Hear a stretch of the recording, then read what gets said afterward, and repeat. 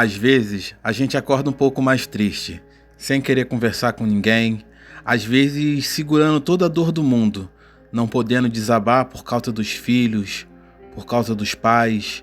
Sempre temos um motivo para parecer forte, transparecer aquilo que realmente não é o que nós estamos sentindo naquele momento. Sentir dor não significa ser fraco, chorar não significa infantilidade. Às vezes, devemos colocar as nossas emoções para fora. Guardar só pra gente pode acabar nos causando muito mal. E os danos, às vezes, são irreversíveis. Algumas pessoas sofrem no calado, meus irmãos. E às vezes elas estão precisando de ajuda. Cabe a gente conseguir entender alguns sinais que essa pessoa está dando para poder ajudá-la enquanto é tempo. Algumas pessoas realmente desistem da vida. Eu sou muito a favor de lutar, de continuar vivendo mesmo diante de toda dificuldade. Tem dia que eu levanto que eu tenho milhares de problemas. Quando eu resolvo um, agora só falta 999 para tudo ficar bem. E acaba que eu encerro o dia tendo mais 10 problemas diferentes.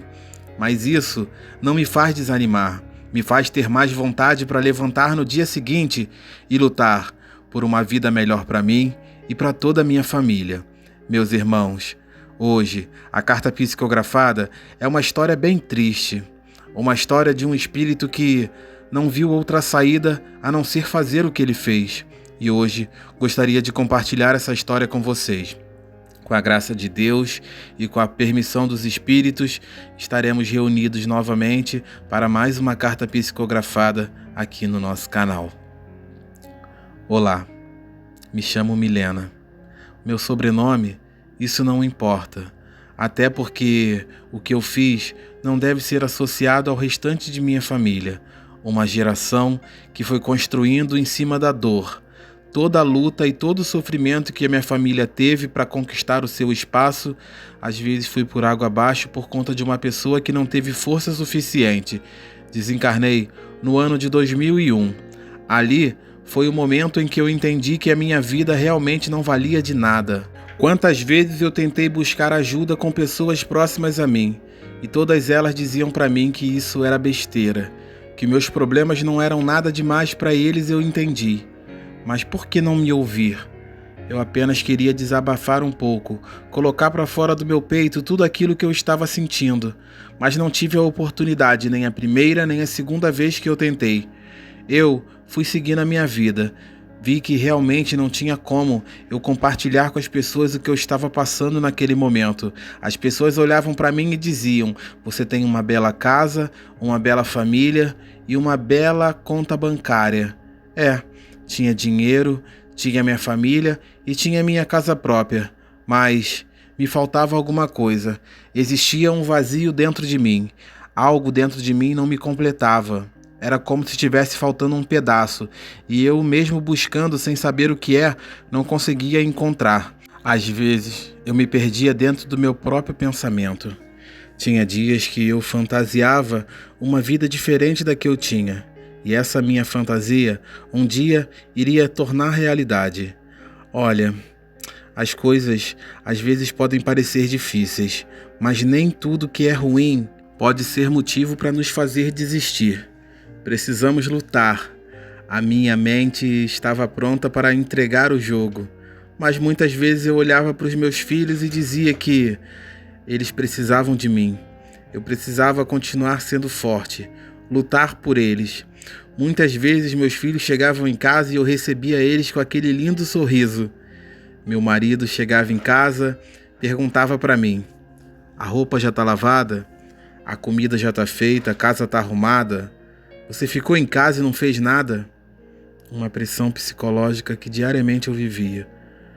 Meu marido cobrava muito de mim. Eu me esforçava. Eu tinha casa para arrumar, filhos para cuidar, louça para lavar, roupa para lavar, e às vezes não sobrava nem tempo para mim. Quando eu terminava de arrumar as coisas, já era hora de eu fazer a janta. Depois que terminava da janta, era a hora de pôr a janta, de lavar a louça da janta e depois deitar para dormir. E no dia seguinte de manhã, ao acordar, preparar o café da manhã, acordar os meus filhos, dar café a eles. Meu marido ia trabalhar, eu precisava fazer a comida dele. Olha, era uma rotina um pouco cansativa, mas eu aguentava. O que eu não aguentava mesmo era a pressão diariamente para que eu melhorasse, porque eu não estava sendo uma boa mãe, não estava sendo uma boa esposa. Meu marido fazia tanta pressão na minha cabeça que tinha horas que eu pensava em desistir, mas sabia que as pessoas não iriam aprovar. Eu vim de uma família onde as pessoas lutavam muito para conseguir conquistar algo. Eu tive tudo de mão beijada. Meu pai e minha mãe já lutaram lá atrás para que minhas lutas diárias fossem mais fáceis. Então, já tinha minha casa, mas decidi vender porque meu marido decidiu e fomos morar em uma outra casa que já era dele. Gastei todo o dinheiro que eu tinha da minha casa e ele nunca sequer se importou com isso. Não se importou com se havia algum sentimento naquela casa onde morávamos. Ele decidiu que a casa dele era melhor e íamos morar lá. Foi isso que aconteceu. Eu ainda estava grávida na época. Fui morar com meu marido e lá tivemos os melhores momentos de nossas vidas. O primeiro mês morando junto foi tanta alegria que às vezes eu não consigo nem me recordar tanto dos momentos das brigas. Me recordo sempre daquele primeiro mês. Foi nele que decidi me apegar. Mas não estava dando mais. Mesmo tentando focar apenas naquilo, era uma pressão que eu não estava mais pronta para poder suportar. Decidi então que iria terminar. Fui tentar conversar com alguns familiares meus. Nenhum deles disseram que eu estava certa. Disseram que era frescura da minha parte, que precisava parar de ser mimada. Mas ninguém sabia o que eu realmente passava dentro de casa. Eu contava as coisas superficiais para eles, porque não achava certo compartilhar tudo o que acontecia no meu casamento com outras pessoas. Meu marido algumas vezes me bateu. Nunca falei isso para ninguém. As pessoas iriam achar que eu era louca. Ele parecia ser uma pessoa completamente diferente na frente de outras pessoas. Ele era aquela pessoa que podiam chamar de exemplo. Minha mãe dizia que eu tirei a sorte grande, que nem nunca mais na vida eu iria arrumar um marido como ele. A situação estava muito difícil para mim. Uma vez tentei conversar sobre isso com minha mãe. Me virou as costas.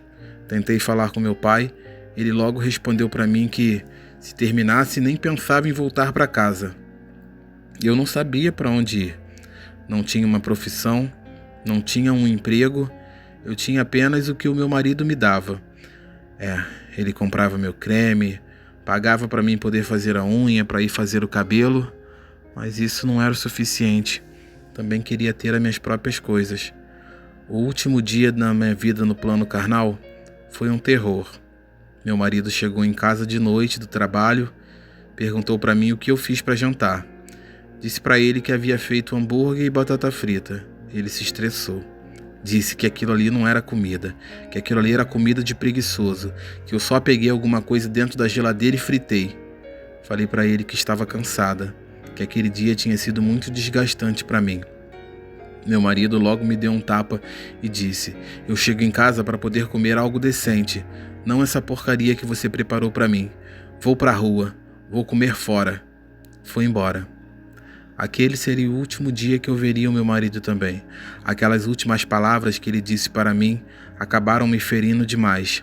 Dentro do meu quarto, acabei tirando a minha própria vida. Não importa como eu fiz isso, pois lembrar já que acabei tirando a minha vida já é muito difícil para mim.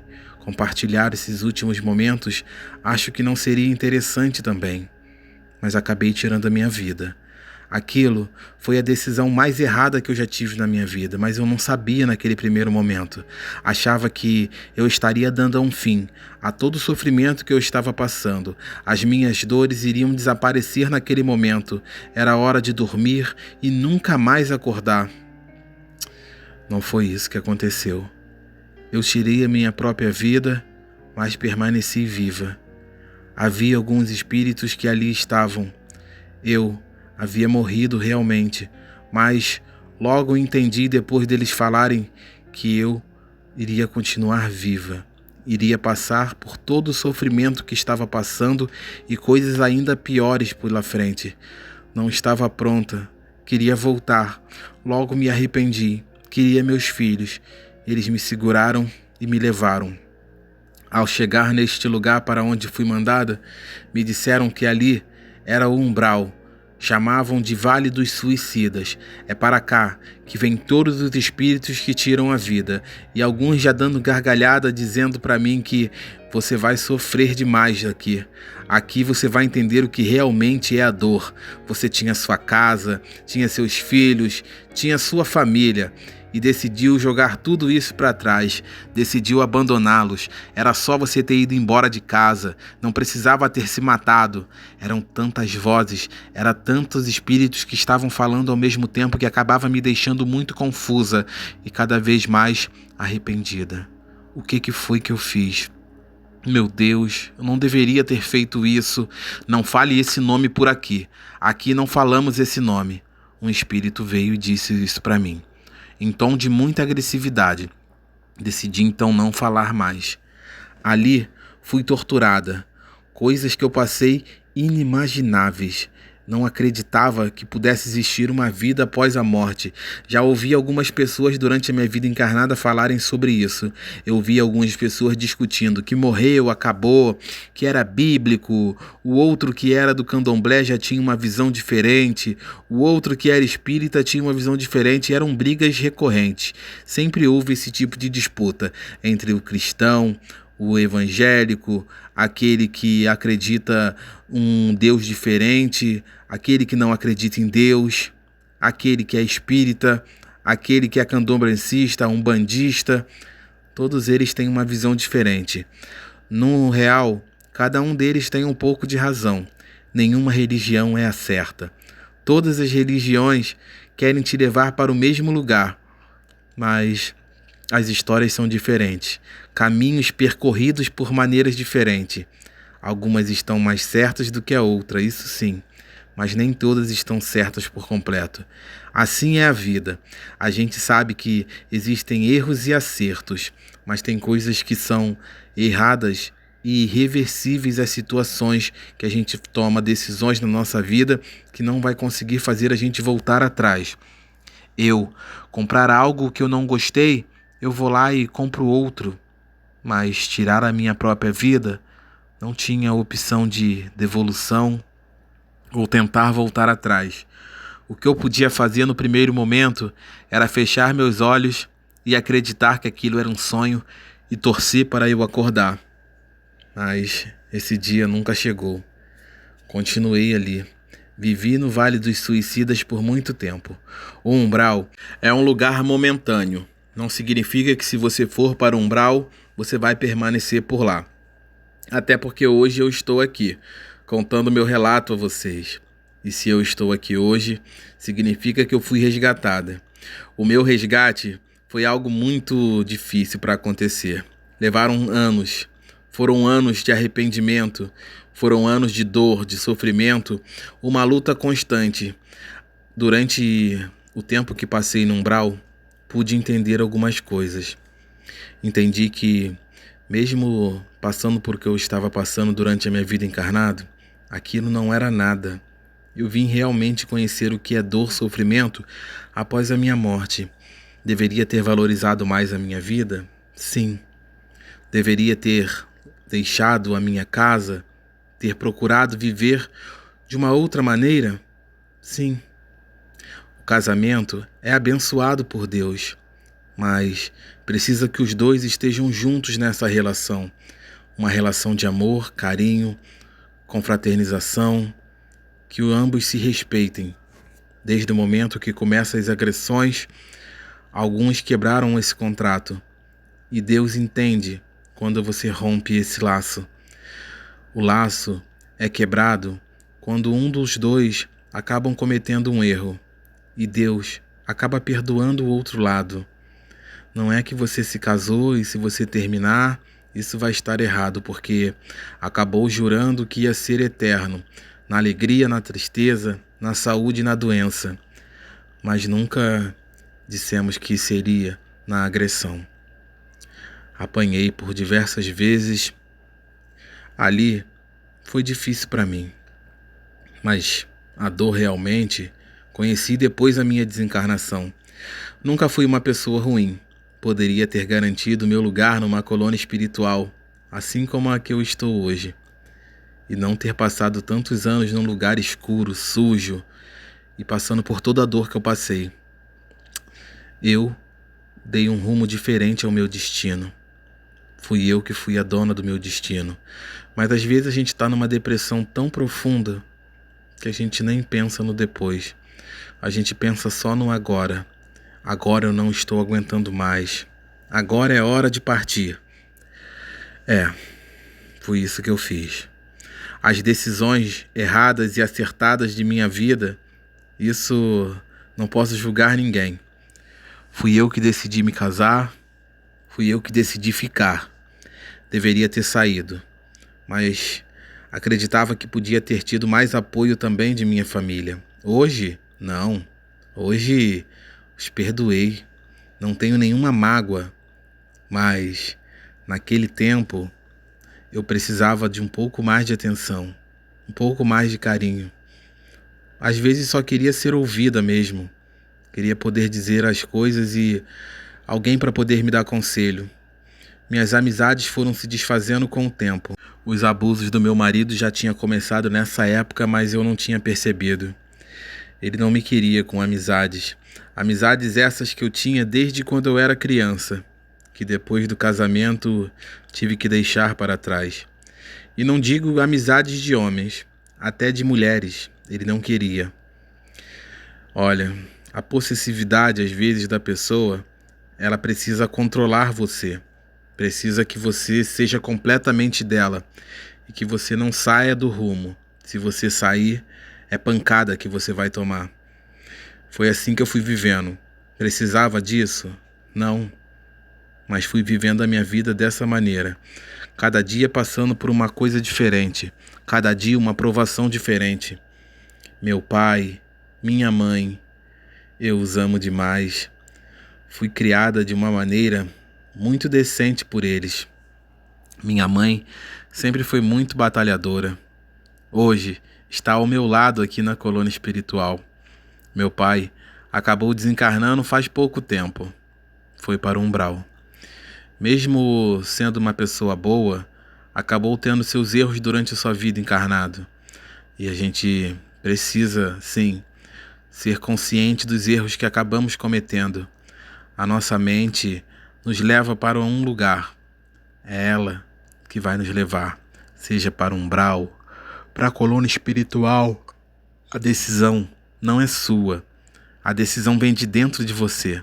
A sua cabeça precisa estar em comunhão com o seu coração. É eles que juntos vão decidir qual será o seu destino. Eu sei que a gente quer ir para o melhor lugar sempre. Queremos garantir o nosso lugar ao lado do Pai, mas são nossos pequenos gestos que realmente vão definir qual será o nosso destino final. Eu tive a infelicidade de ser vencida por os pensamentos ruins. Aqueles pensamentos que eu precisava descansar, que estava cansada demais dessa vida.